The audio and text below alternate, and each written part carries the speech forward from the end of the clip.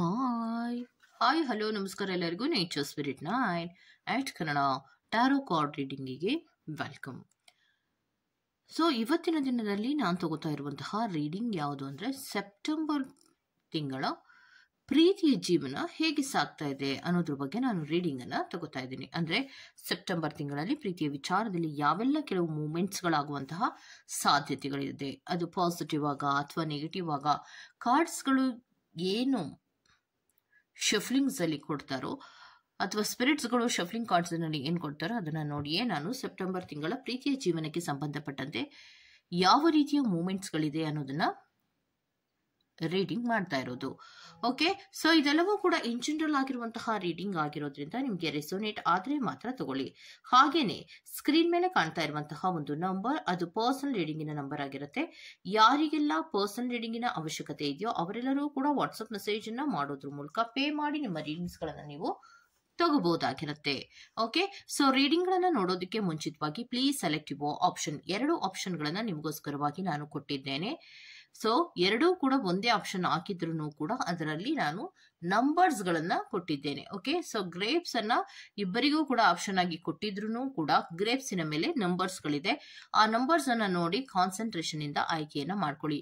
ನಿಮಗೆ ಯಾವುದು ತುಂಬಾ ಅಟ್ರಾಕ್ಟ್ ಆಗುತ್ತೋ ಆ ಒಂದು ನಂಬರ್ ಅನ್ನ ಆಯ್ಕೆ ಮಾಡ್ಕೊಳ್ಳೋದ್ರ ಮೂಲಕ ವಿಚಾರಕ್ಕೆ ಸಂಬಂಧಪಟ್ಟಂತೆ ಸೆಪ್ಟೆಂಬರ್ ತಿಂಗಳಲ್ಲಿ ಯಾವ ಕೆಲವು ಮೂಮೆಂಟ್ಸ್ ಗಳಾಗುವಂತಹ ಸಾಧ್ಯತೆಗಳಿದೆ ಅನ್ನೋದನ್ನ ನೀವು ನೋಡ್ತಾ ಹೋಗಬಹುದಾಗಿರುತ್ತೆ.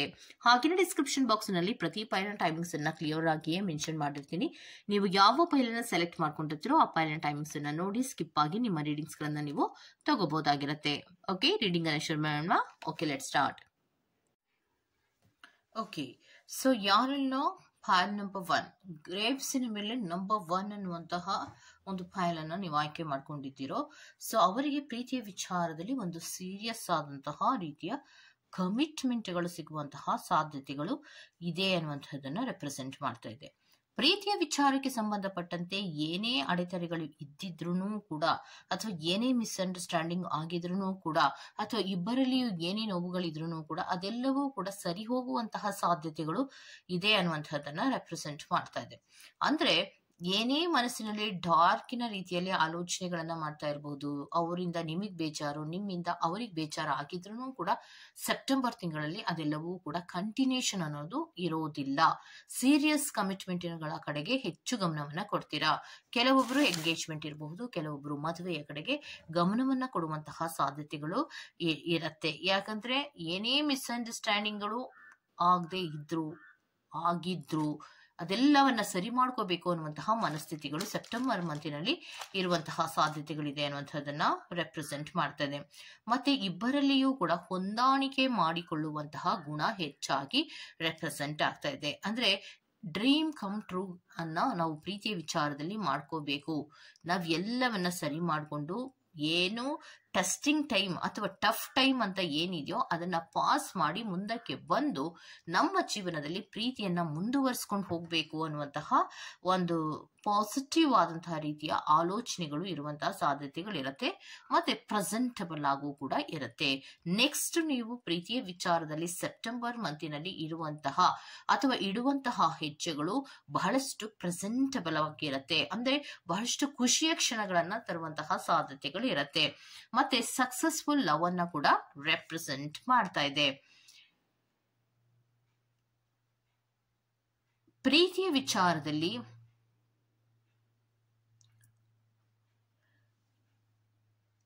ಅನ್ಕನ್ವೆನ್ಷನಲ್ ಆದಂತಹ ಕಾನ್ವರ್ಸೇಷನ್, ಅಂದ್ರೆ ಕಾನ್ವರ್ಸೇಷನ್ಸ್ ಅನ್ನ ಮಾಡುವಾಗ ಕನ್ವೆನ್ಸ್ ಅನ್ನೋದೇ ಇರ್ತಾ ಇರ್ಲಿಲ್ಲ. ಅಂತಹ ಸಂದರ್ಭಗಳಲ್ಲಿ ಏನಾಗ್ತಿತ್ತು, ನಿಮ್ಮಿಬ್ಬರ ನಡುವೆ ಗ್ಯಾಪ್ ಅನ್ನೋದು ಸೃಷ್ಟಿ ಆಗ್ತಾ ಇತ್ತು. ಈಗ ಆ ರೀತಿ ಇಲ್ಲ. ನೀವಿಬ್ಬರು ಭೇಟಿ ಆದಾಗ ಸ್ವಲ್ಪ ತಾಳ್ಮೆಯಿಂದ ನೀವು ಮಾತಾಡುವಂತಹ ಸಾಧ್ಯತೆಗಳಿರ್ಬೋದು ಅಥವಾ ಕಾನ್ವರ್ಸೇಷನ್ಸ್ ಅನ್ನ ಮಾಡುವಾಗ ಇಬ್ರೂ ಕೂಡ ಒಬ್ರಿಗೊಬ್ರು ಟೈಮ್ ಅನ್ನ ಕೊಟ್ಟು ಪ್ರಶಾಂತವಾಗಿ ನೀವು ಮಾತಾಡಿ ಕೆಲವೊಂದು ವಿಚಾರಗಳನ್ನ ಕ್ಲಾರಿಟಿಯನ್ನ ನೀವು ಸೆಪ್ಟೆಂಬರ್ ತಿಂಗಳಲ್ಲಿ ತಗೊಳ್ಳುವಂತಹ ಸಾಧ್ಯತೆಗಳು ಇದೆ ಅನ್ನುವಂಥದ್ದನ್ನ ರೆಪ್ರೆಸೆಂಟ್ ಮಾಡ್ತಾ ಇದೆ. ಬಿಕಾಸ್ ಯಾತಕ್ಕೆ ಆ ರೀತಿ ರೆಪ್ರೆಸೆಂಟ್ ಮಾಡ್ತಾ ಇದೆ ಅಂದ್ರೆ ಪ್ರೀತಿಯ ವಿಚಾರದಲ್ಲಿ ಒಬ್ರನ್ನ ಒಬ್ರು ಬಿಟ್ಕೊಡೋದಿಕ್ಕೆ ಸಾಧ್ಯ ಇಲ್ಲ ಅನ್ನುವಂತಹ ಆಲೋಚನೆಗಳು ನಿಮ್ಮಿಬ್ಬರಲ್ಲಿಯೂ ಬಂದಿರೋದ್ರಿಂದ ಪ್ರೀತಿಯ ವಿಚಾರದಲ್ಲಿ ಒಂದು ಹೆಲ್ದಿ ಬಾಂಡ್ಸ್ ಅನ್ನ ನಾವು ಬಿಲ್ಡ್ ಮಾಡಬೇಕು ಅನ್ನುವಂತಹ ಮನಸ್ಥಿತಿ ನಿಮ್ಮಲ್ಲಿ ಇರುವುದರಿಂದ, ಮತ್ತೆ ಫ್ಯಾಮಿಲಿ ಕನೆಕ್ಷನ್ಸ್ ಗಳು ಕೂಡ ಚೆನ್ನಾಗಿರೋದ್ರಿಂದ, ಅಂದ್ರೆ ಫ್ಯಾಮಿಲಿಯಲ್ಲಿ ಒಪ್ಕೋತಾ ಇರಲಿಲ್ಲ ಅಂದ್ರೆ ಈ ಸೆಪ್ಟೆಂಬರ್ ಮಂತಿನಲ್ಲಿ ನಿಮ್ಮ ಸೀರಿಯಸ್ ಕಮಿಟ್ಮೆಂಟ್ ಗಳಿಗೆ ಫ್ಯಾಮಿಲಿಯಲ್ಲಿಯೂ ಕೂಡ ಕೆಲವೊಬ್ಬರಿಗೆ ಒಪ್ಪಿಗೆ ಸಿಗುವಂತಹ ಸಾಧ್ಯತೆಗಳು ಇರುತ್ತೆ. ಕೆಲವೊಬ್ಬರಿಗೆ ಪಾಸ್ಟಿನಲ್ಲಿ ಲವ್ ಲೈಫಿನಲ್ಲಿ ಏನಾದ್ರೂ ಬ್ರೇಕ್ ಗಳಾಗಿದ್ರೆ ಅದರಲ್ಲೂ ಕೂಡ ರಿಕನ್ಸಿಲಿಯೇಷನ್ಸ್ ಆಗುವಂತಹ ಸಾಧ್ಯತೆಗಳು ಸೆಪ್ಟೆಂಬರ್ ಮಂತಿನಲ್ಲಿ ಇದೆ. ಒಟ್ಟಿನಲ್ಲಿ ಪ್ರೀತಿಯ ವಿಚಾರಕ್ಕೆ ಸಂಬಂಧಪಟ್ಟಂತೆ ಸೆಪ್ಟೆಂಬರ್ ತಿಂಗಳಲ್ಲಿ ಪಾಸಿಟಿವ್ ಆದಂತಹ ಆಲೋಚನೆಗಳನ್ನ ನೀವಿಬ್ರು ಮಾಡ್ತೀರಾ. ಪಾಸಿಟಿವ್ ಆದಂತಹ ರೀತಿಯಲ್ಲಿ ಮೂವ್ಮೆಂಟ್ಸ್ ಅನ್ನ ಮಾಡೋದಲ್ದಿರಾ ಪ್ರೆಸೆಂಟಬಲ್ ಆದಂತಹ ರೀತಿಯಲ್ಲಿ, ಅಂದ್ರೆ ಪ್ರೀತಿಯಲ್ಲಿ ಯಾವುದೇ ರೀತಿಯ ಬೇಚಾರಗಳು ಆಗದೆ ಇರೋ ತರ ಸಕ್ಸಸ್ಫುಲ್ ಆದಂತಹ ಪ್ರೀತಿಯನ್ನ ಮುಂದುವರಿಸಿಕೊಂಡು ಹೋಗ್ಬೇಕು, ಅದರಲ್ಲಿ ಒಂದು ಸೀರಿಯಸ್ ಆದಂತಹ ಕಮಿಟ್ಮೆಂಟ್ ಅನ್ನ ಪಡ್ಕೋಬೇಕು ಅನ್ನುವಂತಹ ಮನಸ್ಥಿತಿಗಳಲ್ಲಿಯೇ ಮುಂದುವರಿಯೋದ್ರಿಂದ ಇಲ್ಲಿ ರಿಯೂನಿಯನ್ ಅನ್ನ ಪ್ರೆಸೆಂಟ್ ಮಾಡ್ತಾ ಇದೆ. ಮತ್ತೆ ಪ್ರೀತಿಯ ವಿಚಾರದಲ್ಲಿ ಒಂದು ಎಂಗೇಜ್ಮೆಂಟ್ ಇರಬಹುದು, ಮದುವೆಗಳನ್ನ, ಸೀರಿಯಸ್ ಕಮಿಟ್ಮೆಂಟ್ ಗಳನ್ನ ರೆಪ್ರೆಸೆಂಟ್ ಮಾಡ್ತಾ ಇದೆ. ಈಕ್ವಲ್ ಗಿವ್ ಅಂಡ್ ಟೇಕ್ ಅನ್ನುವಂತಹ ಫೀಲಿಂಗ್ ಗಳ ಶೇರಿಂಗ್ ಗಳನ್ನ ಕೂಡ ರೆಪ್ರೆಸೆಂಟ್ ಮಾಡ್ತಾ ಇದೆ. ಅಂತಹ ದೊಡ್ಡ ತೊಂದರೆಗಳೇನು ಸೆಪ್ಟೆಂಬರ್ ಮಂತಿನಲ್ಲಿ ಪಾಯಲ್ ನಂಬರ್ 1 ಅವರಿಗೆ ಇಲ್ಲ ಅನ್ನುವಂಥದ್ದನ್ನ ರೆಪ್ರೆಸೆಂಟ್ ಮಾಡ್ತಾ ಇದೆ. ಓಕೆ, ಸೊ ಇದಿಷ್ಟು ಪಾಯಲ್ ನಂಬರ್ 1 ಅವರ ರೀಡಿಂಗ್ ಆಗಿರುತ್ತೆ. Go to the next Payal number 2. ಯಾರೆಲ್ಲ ಗ್ರೇವ್ಸ್ ಮೇಲೆ ಪಾಯಲ್ ನಂಬರ್ 2 ಅನ್ನುವಂತಹ ಸಂಖ್ಯೆಯನ್ನ ನೀವು ಆಯ್ಕೆ ಮಾಡ್ಕೊಂಡಿದ್ದೀರೋ, ಸೊ ಅವರಿಗೆ ಪ್ರೀತಿಯ ವಿಚಾರಕ್ಕೆ ಸಂಬಂಧಪಟ್ಟಂತೆ ಸೆಪ್ಟೆಂಬರ್ ತಿಂಗಳಲ್ಲಿ ಯಾವ ಮೂವ್ಮೆಂಟ್ಸ್ ಗಳಿದೆ, ಯಾವ ರೀತಿಯ ಬೆಳವಣಿಗೆಗಳು ಪ್ರೀತಿಯ ವಿಚಾರದಲ್ಲಿ ಆಗುವಂತಹ ಸಾಧ್ಯತೆಗಳಿದೆ ಅನ್ನೋದನ್ನ ನೋಡ್ತಾ ಹೋಗೋಣ. ಓಕೆ, ಸೊ ಕಾರ್ಡ್ಸ್ ನ ಪ್ರಕಾರ ನೋಡೋದಾದ್ರೆ ಪ್ರೀತಿಯ ವಿಚಾರದಲ್ಲಿ ಬ್ರೋಕನ್ ಹಾರ್ಟ್ ಅನ್ನ ರಿಪ್ರೆಸೆಂಟ್ ಮಾಡ್ತಾ ಇದೆ. ಅಂದ್ರೆ ನಿಮ್ಮಿಬ್ಬರ ನಡುವೆ ಪ್ರೀತಿಯ ವಿಚಾರಕ್ಕೆ ಸಂಬಂಧಪಟ್ಟಂತೆ ಒಂದು ರೀತಿಯ ಮಿಸ್ಅಂಡರ್ಸ್ಟ್ಯಾಂಡಿಂಗ್ ಗಳು ಆಗುವಂತಹ ಸಾಧ್ಯತೆಗಳಿರುತ್ತೆ, ಅಥವಾ ಮಿಸ್ಕಮ್ಯುನಿಕೇಶನ್ಸ್ ಗಳು ಆಗುವಂತಹ ಸಾಧ್ಯತೆಗಳಿರುತ್ತೆ. ಬಿಕಾಸ್ ಕಾರ್ಡ್ಸ್ ನ ಪ್ರಕಾರ ನೋಡೋದಾದ್ರೆ ಡಿಫಿಕಲ್ಟ್ ಟೈಮ್ ಅನ್ನ ರೆಪ್ರೆಸೆಂಟ್ ಮಾಡ್ತಾ ಇದೆ. ಮತ್ತೆ ಪ್ರೀತಿಯ ವಿಚಾರದಲ್ಲಿ ಬಹಳಷ್ಟು ಪೇಷನ್ಸ್ ಆಗಿ ಅಥವಾ ತಾಳ್ಮೆಯಿಂದ ನೀವು ಮುಂದುವರಿಕೆಗಳನ್ನ ಮಾಡಬೇಕಾಗತ್ತೆ. ಯಾಕೆ ಆಲೋಚನೆಗಳನ್ನ ಮಾಡುವಂತಹ ರೀತಿಯಲ್ಲಿ ವಿಭಿನ್ನತೆ ಇರೋದ್ರಿಂದ, ಮತ್ತೆ ಡಾರ್ಕ್ನೆಸ್ ಇರೋದ್ರಿಂದ, ಪ್ರೀತಿಯನ್ನ ಅರ್ಥ ಮಾಡ್ಕೊಳ್ಳುವಂತಹ ರೀತಿಯಲ್ಲಿ ಒಂದು ರೀತಿಯ ಡಿಫರೆನ್ಸ್ ಆಫ್ ಒಪಿನಿಯನ್ ಇರೋದ್ರಿಂದ, ಮತ್ತೆ ಒಬ್ರಿಗೊಬ್ಬರಿಗೆ ಒಂದು ಅಂಡರ್ಸ್ಟ್ಯಾಂಡಿಂಗ್ ಇಲ್ಲದೆ ಇರೋದ್ರಿಂದ ಹಾರ್ಟ್ ಬ್ರೋಕನ್ ಗಳಾಗುವಂತಹ ಸಾಧ್ಯತೆಗಳಿದೆ, ಮತ್ತೆ ಬೇಚಾರಗಳಾಗುವಂತಹ ಸಾಧ್ಯತೆಗಳಿದೆ ಅನ್ನುವಂಥದ್ದನ್ನ ರೆಪ್ರೆಸೆಂಟ್ ಮಾಡ್ತಾ ಇದೆ. ಮತ್ತೆ ಪ್ರೀತಿಯ ವಿಚಾರಕ್ಕೆ ಸಂಬಂಧಿಸಿದಂತೆ ಒಬ್ರಿಗೊಬ್ರು ಹತ್ರ ಬಂದು ಮಾತಾಡೋದಕ್ಕೂ ಕೂಡ ಒಬ್ರಿಗೊಬ್ರಿಗೆ ಸಮಯವನ್ನ ಕೊಡೋದಿಲ್ಲ.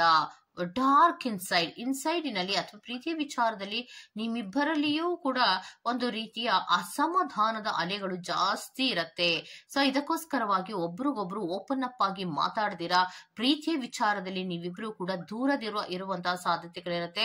ಬಿಕಾಸ್ ಟಾಕ್ಸಿಕ್ ಅನ್ನ ರೆಪ್ರೆಸೆಂಟ್ ಮಾಡ್ತಾ ಇದೆ. ಒಬ್ರನ್ನೊಬ್ರು ಅರ್ಥ ಮಾಡ್ಕೊಳ್ಳಲ್ಲ, ಒಬ್ರಿಗೊಬ್ರು ಮೂವ್ ಅನ್ನ ತಗೊಳ್ಳುವಾಗ ಯಾವುದೇ ರೀತಿಯ ನಂಬಿಕೆಗಳು ಇರೋದಿಲ್ಲ. ಈ ರೀತಿಯ ಕೆಲವು ಮೂವ್ಮೆಂಟ್ಸ್ ಗಳು ಆಗ್ತಾ ಇರುತ್ತೆ. ಮತ್ತೆ ಸೆಲ್ಫಿಶ್ ಆಗಿ ಬಿಹೇವ್ ಅನ್ನ ಪ್ರೀತಿಯ ವಿಚಾರದಲ್ಲಿ ಮಾಡ್ತಾ ಇರೋದ್ರಿಂದ ಕಂಟ್ರೋಲ್ಡ್ ಇಶ್ಯೂಸ್ ಗಳು ಬರುತ್ತೆ.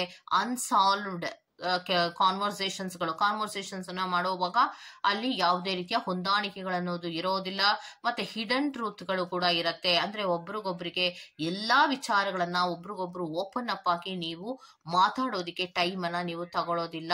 ಸೊ ವಿಭಿನ್ನವಾದಂತಹ ರೀತಿಯಲ್ಲಿ ನೀವಿಬ್ರು ಆಲೋಚನೆಗಳನ್ನ ಮಾಡುವಂತಹ ಸಾಧ್ಯತೆಗಳು ಜಾಸ್ತಿ ಇರುತ್ತೆ ಅನ್ನುವಂತಹದನ್ನ ರೆಪ್ರೆಸೆಂಟ್ ಮಾಡ್ತಾ ಇದೆ. ಅದಕ್ಕೋಸ್ಕರ ಅಂದ್ರೆ ತುಂಬಾ ಮಿಸ್ ಅನ್ನ ಮಾಡ್ಕೊಳ್ಳೋದ್ರಿಂದ ನನಗೆ ಅನ್ನುವಂತಹ ಫೀಲಿನಲ್ಲಿಯೂ ಕೂಡ ಇರ್ತಾರೆ. ನಿಮ್ಮ ಪ್ರೀತಿ ಆ ಕಡೆ ಅವರಿಗೆ ಪ್ರೀತಿನ ಉಳಿಸ್ಕೊಳ್ಳೋದಕ್ಕೂ ಆಗಲ್ಲ ಅನ್ನುವಂತ ಸ್ಥಿತಿಯಲ್ಲಿ ಇರ್ತಾರೆ. ರಿಗ್ರೇಟಿನಲ್ಲಿ ಇರುವಂತಹ ಸಾಧ್ಯತೆಗಳು ಇರುತ್ತೆ. ಮತ್ತೆ ಹಿಡನ್ ಜೆಲಸ್ ಗಳು ಅವರಲ್ಲಿ ಇರುವಂತಹ ಸಾಧ್ಯತೆಗಳು ಇರುತ್ತೆ. ಪ್ರೀತಿಯ ವಿಚಾರದಲ್ಲಿ ಹಿಡನ್ ಜೆಲಸ್ ಅನ್ನುವಂತಹದ್ದು ಜಾಸ್ತಿ ಇರುತ್ತೆ. ಯಾರು ಯಾರನ್ನ ಮಾತಾಡ್ಸ್ತಿದ್ದಾರೆ, ಯಾವ ಕಾರಣಕ್ಕೆ ಮಾತಾಡ್ಸ್ತಿದ್ದಾರೆ ಅನ್ನುವಂತಹ ಒಂದು ಅರ್ಥವನ್ನ ಮಾಡ್ಕೊಳ್ಳಲ್ಲ. ಕೆಲವು ಸಿಚುಯೇಷನ್ಸ್ ಗಳನ್ನ ನೀವ್ ಏನು ನೋಡ್ತಿರೋ ಅದೇ ಸಿಚುಯೇಷನ್ಸ್ ಅಲ್ಲಿ ಇರಲ್ಲ. ಪ್ರೀತಿಯ ವಿಚಾರದಲ್ಲಿ ನೀವಿಬ್ರು ತುಂಬಾ ಪ್ರೀತಿಸ್ತಾ ಇರ್ತೀರಾ ಅಂದ್ರೆ ಅದರಲ್ಲಿ ಒಂದು ನಂಬಿಕೆ ಅನ್ನೋದು ಇರಬೇಕು. ಯಾವಾಗ ನಂಬಿಕೆ ಅನ್ನುವಂತಹ ಒಂದು ವಿಚಾರಗಳು ನಿಮ್ಮ ಪ್ರೀತಿಯಲ್ಲಿ ಇರೋದಿಲ್ವೋ ಅಂತಹ ಸಂದರ್ಭದಲ್ಲಿ ಯಾರನ್ನ ಯಾರು ಮಾತಾಡ್ಸ್ತಿದ್ರು ಕೂಡ ಅದನ್ನ ಡೌಟಿನಲ್ಲಿಯೇ ನೋಡ್ತಾ ಇರ್ತೀರಾ.